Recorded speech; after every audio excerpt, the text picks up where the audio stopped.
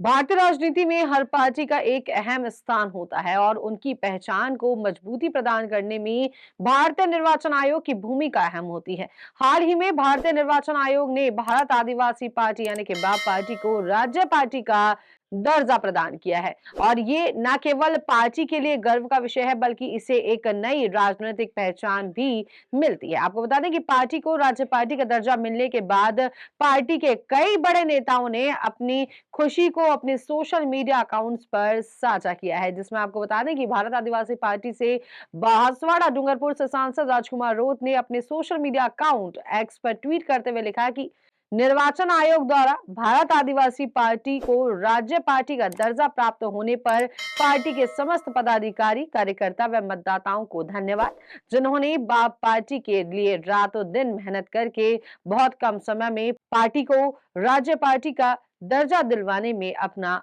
अमूल्य योगदान दिया। सभी को खूब खूब बधाई।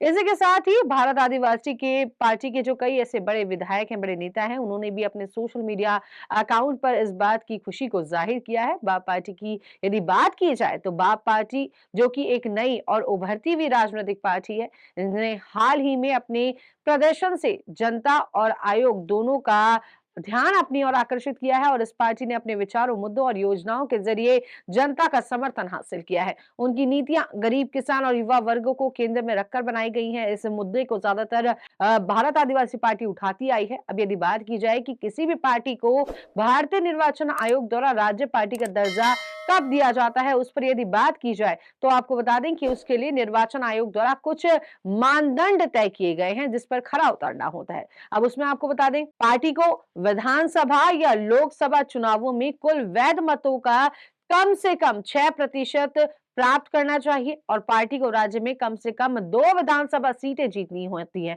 और यदि पार्टी राज्य की लोकसभा सीटों में कम से कम 1 सीट जीत लेती है और 6% वोट प्राप्त करती है तो वह भी पार्टी योग्य मानी जाती है।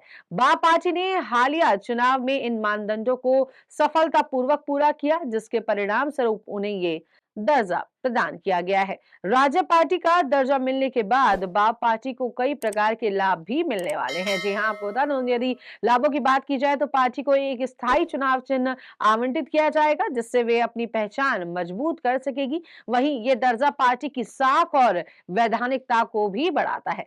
पार्टी को चुनाव प्रचार के लिए सरकारी मीडिया में मुफ्त प्रसारण का समय भी मिलेगा। अब पार्टी राज्यसभा के चुनावों में और अधिक प्रभावी भूमिका भी निभा सकती है। वहीं बाप पार्टी को राज्य पार्टी का दर्जा मिलने से न केवल उनकी साख में वृद्धि हुई है बल्कि ये भविष्य में उनके राजनीतिक विस्तार का मार्ग भी प्रशस्त करेगा। इससे उन्हें राज्य की राजनीति में महत्वपूर्ण मुद्दों को उठाने और जनता की आवाज बनने का अवसर मिलेगा। भारतीय निर्वाचन आयोग का ये निर्णय लोकतंत्र को और मजबूत करता है और जहां योग्य और नई पार्टियों को अपना योगदान देने का मौका भी मिलता है। बाप पार्टी के लिए ये एक बड़ी उपलब्धि है और अब ये देखना दिलचस्प होगा कि वे इस अवसर को कैसे उपयोग में लाते हैं। Bureau report, Punjab Kesari, Rajasthan.